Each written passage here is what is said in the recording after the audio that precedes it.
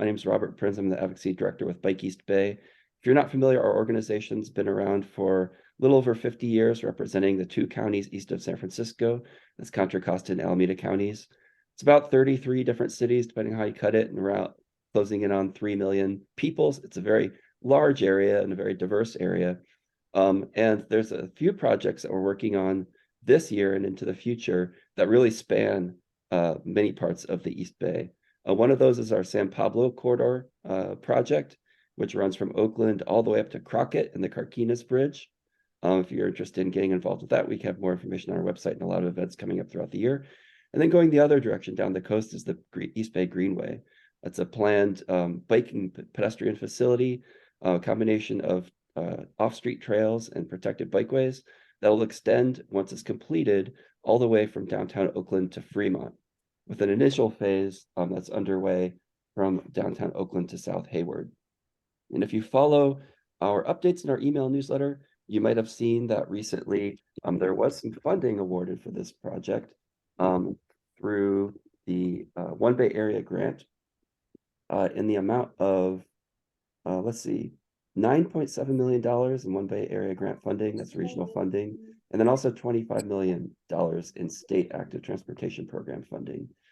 So we're going to make, there's going to take more money than that, believe it or not, to do this whole thing. But this is really putting kind of like some oomph to this project and bringing it to the forefront. So with that, I'm going to hand it over to our friends at Rails to Trails Conservancy. As I mentioned, I'll be in the background monitoring the chat. So at any time, if there's something that you're particularly interested in, you need a clarification, or if there's an audio-visual tech issue, or anything else you want to share about your own experience, put that into the chat window and we'll be able to relay that for you. Okay, with that, I'll hand it over. Take it away. All right. Thank you, Robert. Appreciate it. And thanks for hosting. Thanks, you guys, for coming. I'm going to get my slideshow going here. Slideshow from beginning. Okay, here we go. Well, I'm joined by Maureen Gaffney tonight, who some of you may know in her years of service with the Bay Trail. And she's now a consultant, and she's doing some consulting for Rails to Trails. So we're happy to be here together to present this work to you.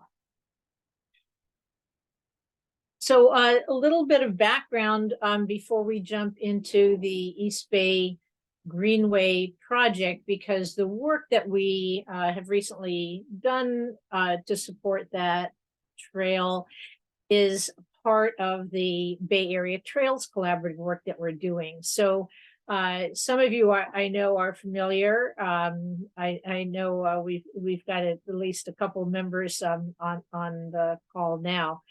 But the collaborative was formed by Rails to Trails and actually East Bay Regional Park District a number of years ago, because we thought it would be really good idea to try and kind of harness all the great energy around trails and biking and walking, but with a focus on trails across the Bay Area. We're so blessed to have a lot of passionate advocates and volunteers and professionals who are working on trails, and we really wanted kind of a regional voice and to just really coordinate on a regular basis to work with each other.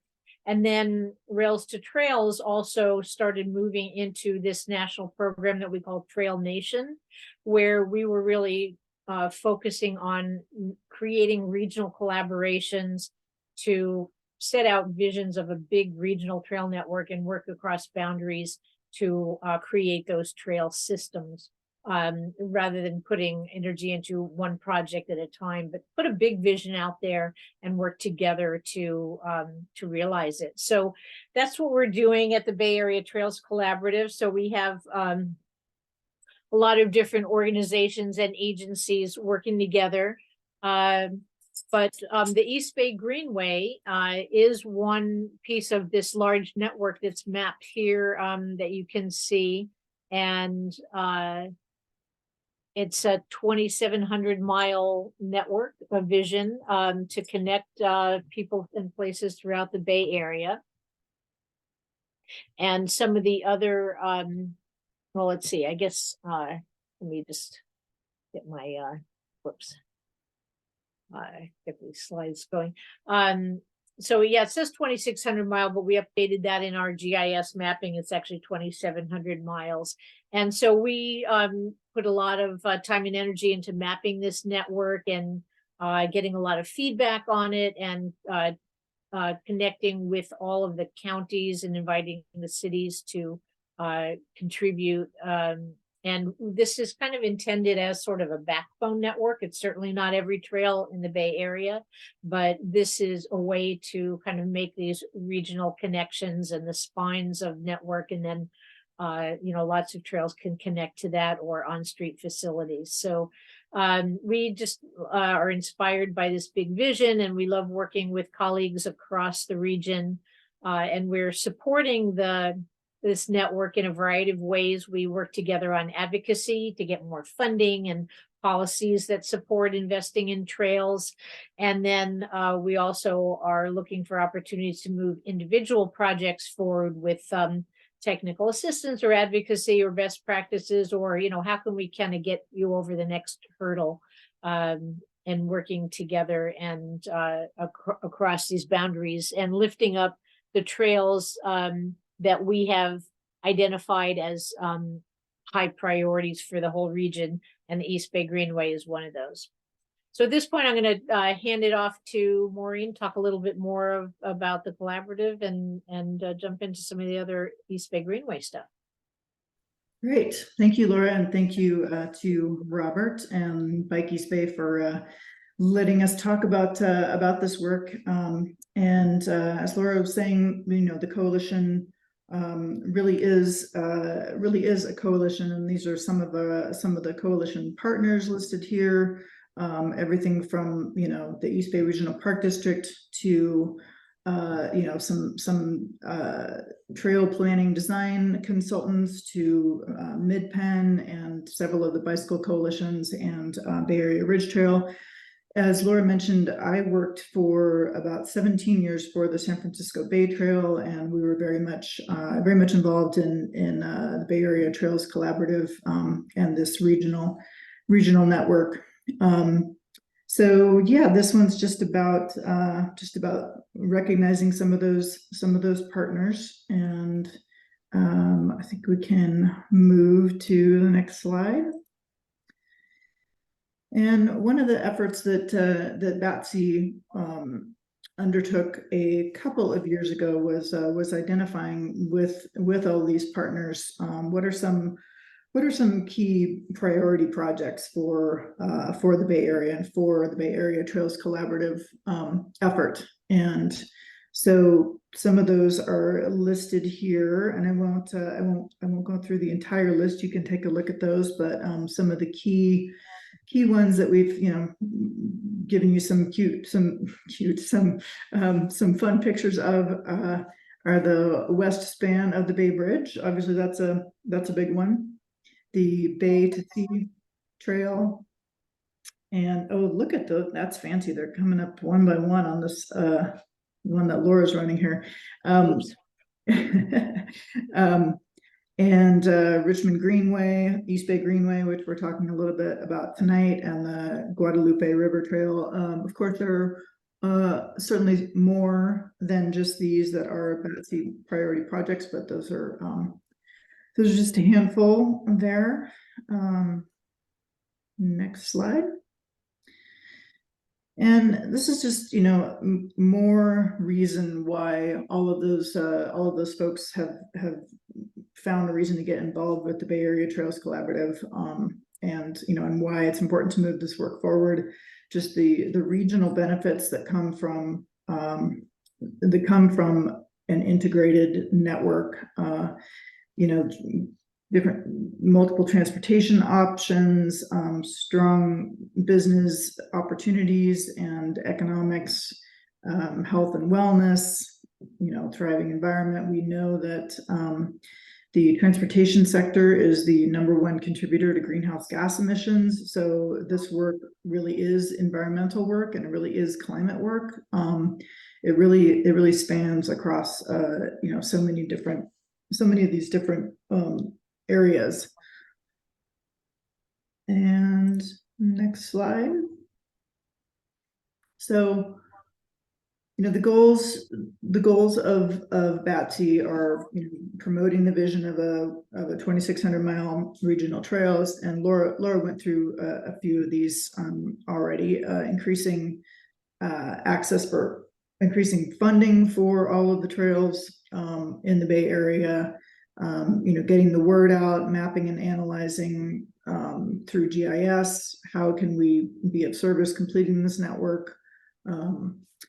And communicating our work, communicating the importance of it to elected officials and people who make decisions about funding and where that funding should go. And accomplishments. Just a couple of years ago, the Bay Area Trails Collaborative mapped the first ever Bay Area Regional Trail Network. And again, I'd been working in this field in the Bay Area for 17 years, and this was a big deal. This was a big effort, and took a lot of folks contributing to it, and they got it done. And that was a big lift, and very well done.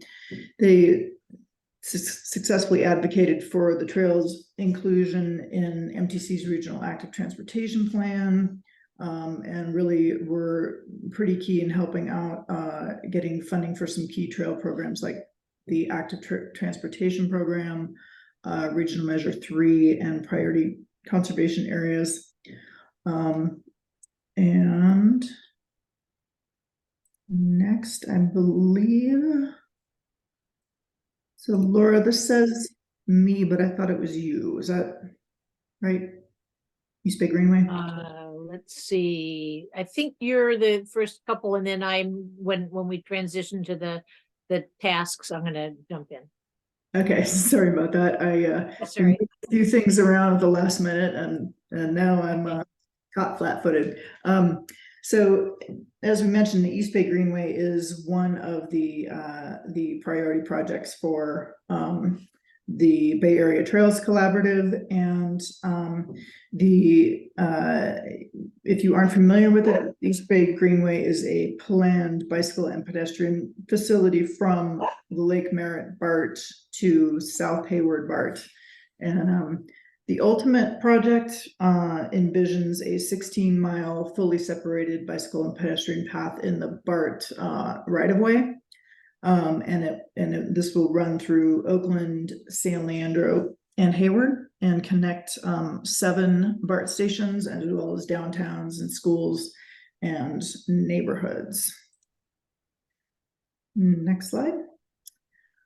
And so this is a huge lift. Everybody here certainly knows that this is a very built out environment.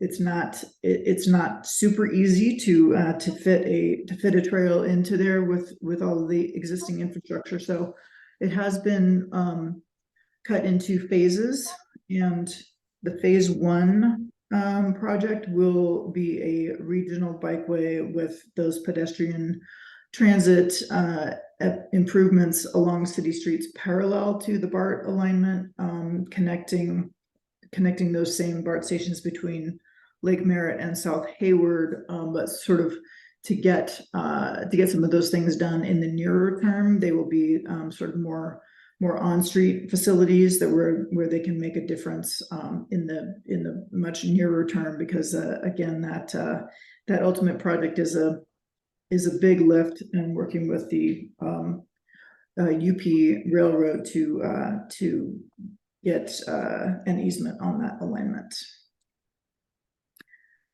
And so again, just that the East Bay Greenway Phase 2, or the ultimate project, is that longer term vision of a fully separated pathway that's in that BART alignment. And yeah, I think probably worth, you have it on the slide, but the big hurdle there is access to the UP rail right away, which they've valued at a shockingly high number, and UP is just notoriously challenging to work with in gaining access for trails and or any other use of their right of way. So while that's the ultimate vision, they that's kind of the longer term goal, and in the short term, just to make sure that we can have a a project that's continuous. The phase one is more on street improvements while they figure out a resolution with UP on their right of way. Hey, Laura and Maureen, thanks. We got a comment in the chat asking about the extensions beyond South Hayward through Union City to Fremont. Are you able to comment on that? Yeah, so we yeah, I think that the East Bay Greenway, we did a project profile on it like a year or two ago, and characterize it as Albany to Fremont. I think the Alameda County Transportation Commission, for purposes of their project definition, is looking at Oakland to South Hayward. I think that's what's covered in their environmental. So I don't know, the details of like what is happening on each of those pieces. But I think, the ultimate vision is to go, beyond Hayward to Fremont. I just don't know the status of that, that southern piece.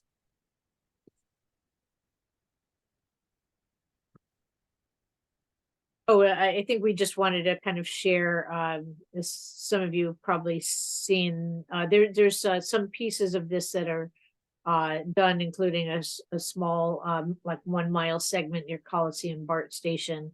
But a lot of the pathway looks like this underneath the BART tracks, and there's an artist rendering of what the future could bring once these improvements are made.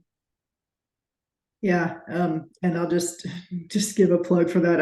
I love these before and after artist rendering things. It's such a, sometimes it's hard to sort of think about what an environment could look like with a completely changed landscape. So I always find these really fascinating and fun for getting the juices flowing about what a project might bring to a space. Yeah, and we actually provided some funding for some murals that were opened a few years ago in the underpass right near Coliseum BART along the Greenway, and they hired local artists, and they just did a fantastic job. There's 2 murals facing each other. And so it's worth checking out if you're right there. Just go walk along the Greenway right near the Coliseum BART station, and pretty cool murals. So we're going to talk a little bit about some recent work that we did to do a maintenance strategies report, sharing some best practices on multi-jurisdictional trails, and also a bikeable analysis, which is bikeable is a tool that Rails to Trails created to kind of analyze connectivity, and it helps to kind of quantify what the difference is and how connected people are via low stress bikeways before and after a project or multiple projects are built. So let's see, I think, is this you, Maureen? No. Oh, okay. Oh, I'm still on the, okay. So we did so two kind of main tasks. So the idea of this strategies report is to just kind of share some ideas from other multi-jurisdictional corridors.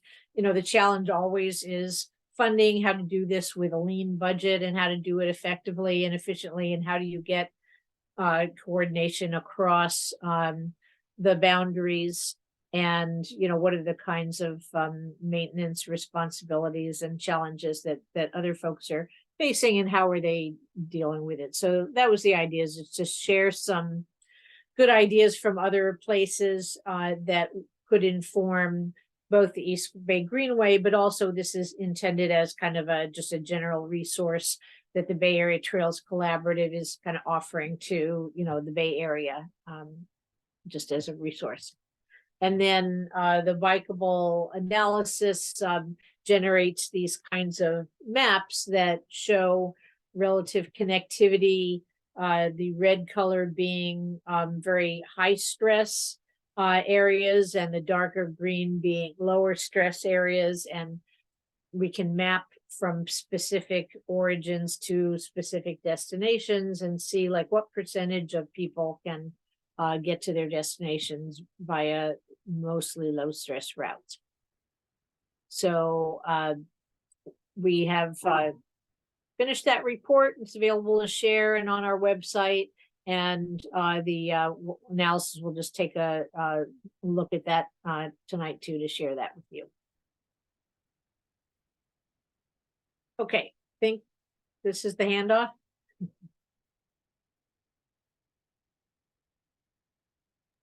Yeah, sorry. Okay, so yes, Laura talked a little bit about the maintenance strategies report, and one thing that I wanted to mention is that like maintenance, how boring, how completely unsexy, it's just not something that really stirs the heart. But in my, especially in my sort of the second half of my career with the San Francisco Bay Trail, we increasingly found that if we had grant funding available and grant programs, or reach out to the jurisdictions and invite them to apply for funding, and they would say, well, is there maintenance money available with it as well? And in our case, there wasn't, and they would often say, if it doesn't come with maintenance funding, we can't do it. So, while it is patently unsexy, it is incredibly important, and becoming more important all the time, to have that funding identified when you're going to build and open and invite the public to something as cool and necessary as the East Bay Greenway. You need to know how you're going to maintain it. So yeah, so that's one of the things that Rails Trails did here, was to try to provide some of that information on how to get that done. And these are some of the trails that we looked at to provide that information. How do they get it done? Do they use volunteer groups? How big are their volunteer groups? Do they have staff resources to do the whole thing? Is it a combination? How do they work with other jurisdictions if it's a multi-jurisdictional trail? All that fun stuff. And these are just some of the research categories. Again, just administration, interjurisdictional agreements, maintenance costs and budgeting tools, all of that fun stuff, which again is incredibly important. Okay, so we'll kind of jump into the other piece of the work, which was this bikeable analysis. So this is a map-based tool that Rails to Trails developed a while back, and it's kind of helpful in just looking at how a project or a suite of projects improves overall connectivity and looking at the low stress routes. So we each time we run the tool, we are customizing it because we identify where are the origins and then where are the destinations, and so that is kind of tailored to each one. So normally you're starting at origins as households, and then we usually identify a list of key destinations that are common, important, regular destinations for most folks, and then the tool runs routes using the street network and trail network to see how, what are the biking routes from all these various households to get to those places, and where do they kind of land on low stress to high stress. And so this is kind of what low stress to high stress looks like visually, but yeah, it's the tool kind of uses a characterization of the type of facility from, separated pathway, very low speed, quiet streets to, real busy high speed arterials. And this is the list of destinations that we chose to run this analysis for the East Bay Greenway. And so we try to get kind of a good range of important common destinations as the goal. And we basically compared the existing conditions compared to what would be the impact if the East Bay Greenway was completed. So, when you run the analysis on this in this way, where you're just adding the completion of one project, sometimes we run the completion of a whole suite of projects because a jurisdiction wants to see, like, well, when we build out our full bike plan, what kind of difference will that make? So when you're running that kind of a analysis where you're completing a whole suite of projects, you're usually going to see, a lot more impact. This, we really just kind of wanted to tailor it, and just the completion of the East Bay Greenway, and look at, really, we're kind of looking at what, what are the areas and neighborhoods that'll see the most benefit, and try to kind of visualize that. So, so we had the existing scenario and then the future scenario with a completed greenway. And the analysis generates maps like these that where you basically want to go, it's a continuum from red to green, with red being very high stress and green being lower stress. And so you basically want to be from red to green. And the neighborhoods circled on the right side, the map on the right side, really kind of show where in the immediate vicinity of the greenway, these are the areas where we're seeing, the most robust increase in connectivity. And so this is what the actual numbers show. And so for overall, the increased connectivity is 10% for the study area. But then we kind of looked at equity priority communities. That's what EPC stands for. And that's a term of art that MTC created it's basically their multi-layered definition of disadvantaged communities. And there's a number of factors that go into that, ethnicity, income, car ownership, etc. So it's a multi-factor analysis. And then within equity priority communities, there sort of higher and highest levels of challenge and disadvantage. So we looked at those categories also. And it's, it's good to see that a lot of the biggest benefit from completing the Greenway will result in better connectivity for some of the highest challenged neighborhoods along the Greenway. So you'll see like 14 and 15% for a couple of those categories of equity priority communities. And so it's a complicated model. I'm not an expert in it. I don't run the model. We have our research staff do it, but they define connectivity as reaching 60% of the destinations that we define by low stress routes. And so that's kind of what generates then these numbers of increased connectivity. So let's see, am I handing off? I think I'm handing off to you, Maureen. Yeah, just just sort of a couple of wrap-up slides here.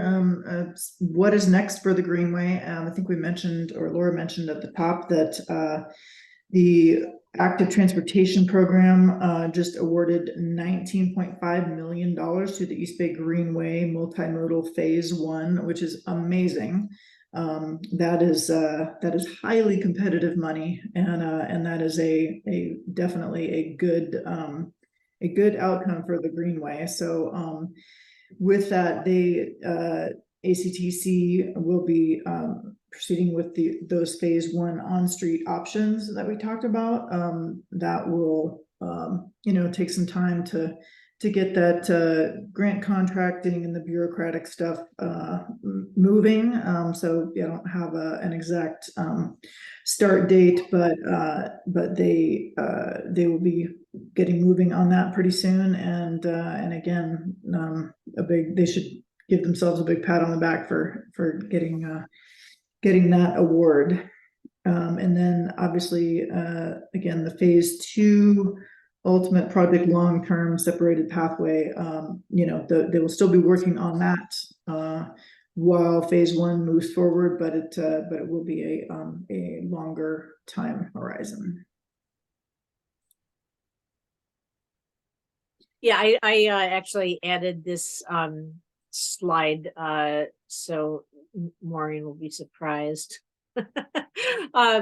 But I wanted to, since we did talk about the Bay Area Trails Collaborative at the beginning of the presentation, I wanted to just share with you that we do have members that involves some rights and responsibilities, like serving on working groups, and that's open to organizations and agencies.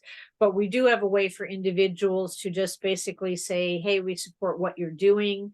And basically, if you go to the Rails to Trails website and just you could search for Rails to Trails BATSI and find it. But you can kind of sign up for to be a friend, and basically it just means that you're going to read our mission and vision and decide, yes, we support that, and you can list your name and we'll list you as a supporter and send periodic kind of news and updates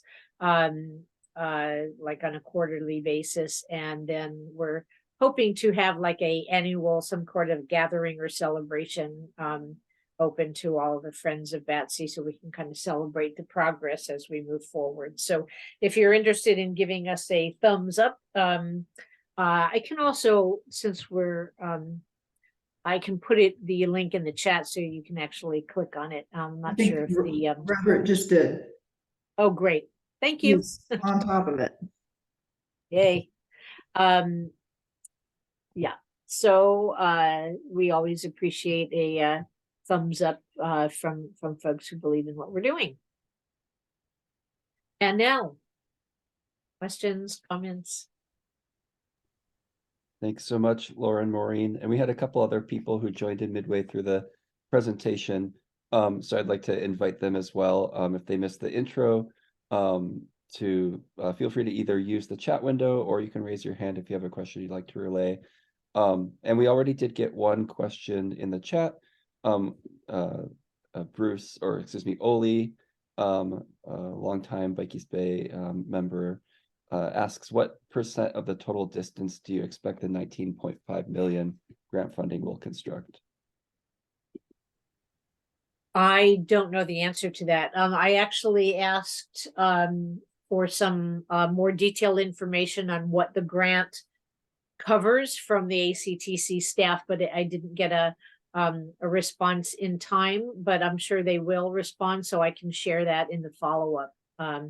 I believe, that they have completed environmental, and this might be going to final design. I'm not sure if it's construction or just getting them close to construction. Thanks for that. And yeah, and I also want to clarify too, at the top of the presentation, I mentioned some additional grant funding that is going actually towards a segment that'll overlap with the East Bay Greenway in Hayward on Mission Boulevard, that won a separate active transportation program and one Bay Area grant award for additional tens of millions of dollars. And on top of that, another segment is already under construction now in East Oakland, near Coliseum BART, expanding on the segment that was already built that you showed in your presentation from 75th to 85th Avenue. So City of Oakland's phase 2 of their East Bay Greenway around Coliseum, expanding it up to the Seminary intersection, is underway right now, and we'll hopefully have a ribbon cutting on that maybe sometime next year. So one Yay. big corridor project with lots of little bits and pieces. At our member meeting last month, I tried to conceptualize it all by putting a big map together with all these post-its showing all the different pieces that were moving around. But it's really kind of how these projects come together. Unfortunately, you know, we can never get, you know, the full grant funding all in one big fell swoop. So this is the way that the cake is baked. But Yeah. there's a lot of really great information. I'm sure folks have questions. If anybody, now is your time. Raise your hand or just let us know in the chat window. How about just speaking? Yeah, go for it. Go ahead, William. Very old school. Right. My understanding was that there was like 300 million that was already set aside for this project. And this would be for phase 1 through Hayward. Is that money not available? I have not heard anything about 300 million being set aside. Are you sure that was for this versus maybe the bridge project? No, I had talked to, I was at ACTC and I talked to their project managers for the Greenway Trail, and this was 4 years ago. And they said that there had been money set aside and they were planning on construction. And my questions were in regard to the environmental impact of, you know, the pollutants that are contaminants that are associated with rails and using rails. My question was raised in regards to how they were justifying the installation of multi-use trails over former rail easements, which would have included contaminants. Fremont was offered 1.7 miles of UPC trail easement for $2.5 million with the condition that they had to take care of any environmental cleanup that was required.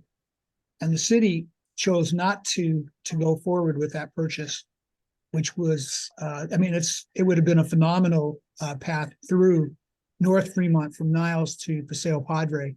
Still an opportunity, but my question to the regulatory agency with the money was, how are you impacting the cleanup? What are you going to do? And their response was that it was the responsibility of the contractors. So now I'm looking at the 19 million and it's like, it's nothing compared to the actual cost of building trails. East Bay Regional estimates $1 million per mile. And recognize East Bay Regional has lots of open space. So their trail requirements are pretty simple and it's land they already own. When you're talking urban, when you're talking paved trails, when you're talking easements, overpasses, underpasses, at-grade crossings, it gets real expensive. I mean, I think the at-grade crossing at Vallejo Mill Park for the Bay Trail coming down to Niles Canyon at this point is something like $2.5 million just for that easement, just for the at-grade crossing. So it can get really expensive. Yeah, we used to like to say $1 million a mile for the Bay Trail as well, and then it just kept routinely getting blown out of the water every time we turned around. So indeed, especially in an urban environment, absolutely. Yeah, I don't know. 300 million would be a massive amount of money to have been secured. I wish it were so. I don't know. I don't know about that. Laura, do you? Yeah. No, I don't know if maybe they were thinking about the county sales tax funding that might be available for construction projects, but I can't really speak to that. So there's the original rail to trail alignment that was proposed to take over the Union Pacific right of way. And as you mentioned, that both the Union Pacific negotiations made that proposal infeasible. But I also heard that as you mentioned, William, the environmental cleanup costs made that project doubly infeasible, at least for their near-term concept. I think there might have been a miscommunication with the previous staffer. They might have been referring to the total project cost, not the amount of funding they had secured already, because that original concept for the rail to trail was between 300 million to 500 million as the total cost, including all of the environmental cleanup. The project that the county's moving forward with now is partially on the off street, but not taking the place of the rail. So there is still some environmental, but it's not quite as contaminated. But most of the rest of the project now is actually on street protected bikeway, as opposed to the original concept. So that's what they're referring to as the phase one, with an eventual hope to be able to take over the rail right of way, which would have a lot of benefits beyond just the trail. If you've been to the Coliseum station, if you've been to the Hayward BART station, to some of the others, you'll know that you have to go down before you can go back up into the station to go under the train tracks and access it. And those barriers, create a lot of, issues just getting to and from the stations, especially people with mobility constraints. So having a level, access for BART stations would be a big benefit for connectivity and accessibility, in addition to all the trail benefits. So we're hoping to move to that eventually and, spend the big bucks to make it happen. But for now, I think the project that they're looking at still has a very pricey tag, associated with it, but it's more in like the sub 200 million level. I think like 170 was the last thing I heard quoted for everything all inclusive.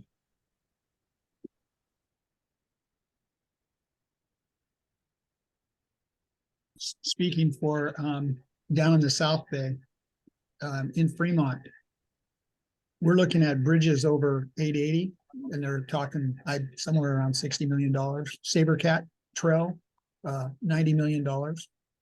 Niles Canyon Trail, this would be at Palomares Canyon, or the road over Alameda Creek at Palomares Canyon, phase one of the Niles Canyon Trail, $30 million. Dakota Bridge for the trail going from Dunbarton to Union, $30 million. When you're talking anything that's requiring an overpass, Union City, the corridor trail that's being planned right now, it's called the Quarry Lakes Parkway Trail. $36 million. It's not even. I mean, it's just expected it'll cost that much for any kind of overpass, underpass, or bridge over rail and or transit. But my understanding is most of that money is available from combination of the feds and the state for active transit, multimodal transit. That you have to have the project in play before the funding will actually occur. Which means that, gatherings like this of people that are interested in these actions is really important. Indeed. Thanks, William. We have also a hand up from Oli. Go ahead. Yeah, hi, this is Ole Olson. Hi, it's Wade. Sorry? Sorry, I thought Go ahead, Okay. Oli. Yeah, okay, sorry. Listening to the expense of crossings, I am astounded. Out here in East County of Contra Costa County, we are getting a bridge crossing of Highway 4. It's a 4-lane freeway with space in the median for the extension of BART. And the bridge is costing $13.6 million, and everybody is astounded at how expensive it is. And I'm just sharing my astoundment at how expensive overcrossings are for you in urban areas rather than suburban areas. You have my deepest sympathies, but I am saying nice things about this bridge that we're getting built. You know, and I know, and we all know, the cars came first, and it's more expensive to now piecemeal bicycle passages over these barriers to passage that are the freeways and the railroads and the canals, and man, this is a real problem. And I think I'll shut up now, and thanks very much to everybody for being concerned with building protected bike lanes on streets and eventually off-street bike and pedestrian ways. Thanks, Oli. Yeah, that's well Yeah, spoken. well, you know, it is important that you mentioned about the, you know, piecemeal approach of kind of fixing infrastructure, you know, the negative impacts after the fact, as opposed to thinking about it, you know, at the beginning. And so I think that's, you know, part of the issue is that we have to go back and retrofit infrastructure that was not thoughtfully developed in the first place. But I think also, you know, every time there's a, you know, an estimate for a bike ped bridge or a trail, I would love to have the side by side with a road or a highway, because you don't hear a lot of outrage about how much those cost. It's just kind of taken for granted, and these are, you know, relatively affordable in comparison. So I think it's just good to kind of keep perspective. They're big numbers, but if you were talking about a highway overcrossing, it would be many times that. And with all the attendant negative impacts, versus, you know, the clean transportation that we're facilitating with these. So I think it's just, you know, really important to just keep driving home the context, and let's not just look at one number in isolation, but look at comparison of other investments. Yeah, I'm really glad you said that, Laura, because these numbers are shocking, but that's a really good point. And there was someone, a Marin County supervisor we used to work with quite a bit, who was urging us many years ago to not be afraid to say how much these projects cost, and exactly that, to remind folks how much the adjacent you know, car only facility is costing, and to really understand that those are orders of magnitude more expensive, and we sort of just don't really hear about those, and we have this tendency to get, I think, a little defensive about it, and like, you know, well, it's only a bike and pedestrian trail, how could it be that much? Well, no, it's not. It's real infrastructure. You look at the bridge that's behind Robert in his photo, that is infrastructure. That is solid, big time, expensive, and beautiful, and needed, and wonderful infrastructure that goes over rail lines and next to rail lines and over wetlands, and you know, all of these things. So I really appreciate Laura reminding us of that. I think one of the interesting things with rail to trail projects as well is that there is also existing infrastructure that you can take advantage of as well. I think some of the proposals for the initial rail to trail suggestion for the East Bay Greenway, we're actually going to take advantage of some of the existing rail overcrossings instead of having to build new bridges. And we have examples of that already here in the East Bay, like on the Richmond Greenway, which had reused several, you know, existing train trestles from the old Santa Fe rail line. That you wouldn't know it by looking at them now. I just think it's a bike bridge, but those were there before the trail ever was. So it doesn't all have to be new. You can get creative and use what's there, but that only comes if you actually get to take over the Union Pacific right of way. So that's the first step.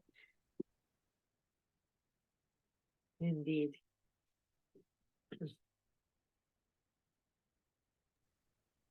Great. Well, it's a lot of great information. I'm sure some folks will come up with questions later that they forgot to ask, but I'm going to be sending everybody who attended tonight's session a thank you email, and that has my contact information included. So if you want to get back to me with anything, you're welcome to respond to that message. We'll also be uploading a recording of this presentation to our YouTube channel, and we'll be sharing that link with you as well. So if there's anybody else who has an interest in this project, getting involved with the Rails to Trails Collaborative, or further with Bike East Bay, feel free to share that link with them so they can get access to this information as well. So with that, thank you so much, Maureen. Thank you, Laura. Thank you, everybody who took an hour out of their Tuesday evening to spend with us and learn a little bit more about this really cool project.